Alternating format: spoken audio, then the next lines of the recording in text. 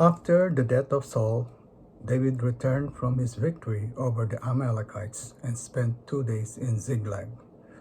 On the third day, a man arrived from Saul's army camp.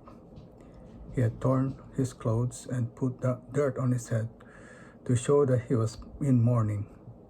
He fell to the ground before David in deep respect. "Where have you come from?" David asked. "I escaped from the Israelite camp," the man replied. "What happened?" David demanded. "Tell me how the battle went." The man replied, "Our entire army fled from the battle. Many of them are dead, and Saul and his son Jonathan are also dead." "How do you know Saul and Jonathan are dead?" David demanded of the young man. The man answered, "I happened to be on Mount Gilboa, and there was Saul leaning on his spear, with the enemy chariots and charioteers closing in on him. When he turned and saw me, he cried out for me to come to him. 'How can I help?' I asked him. He responded, 'Who are you?' 'I am an Amalekite,' I told him. Then he begged me, 'Come over here and put me out of my misery, for I am in a terrible pain, and I want to die.'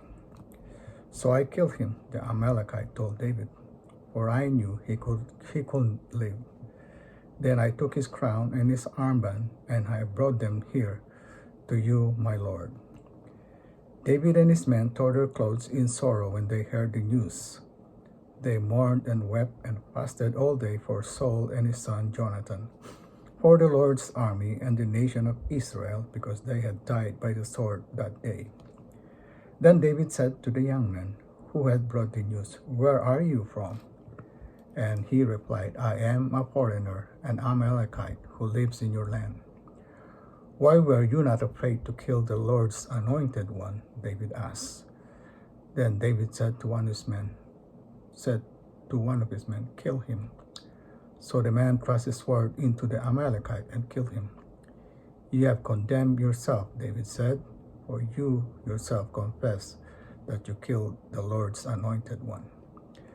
2 Samuel 1 to 17, 1 to 18, July 11, 2021.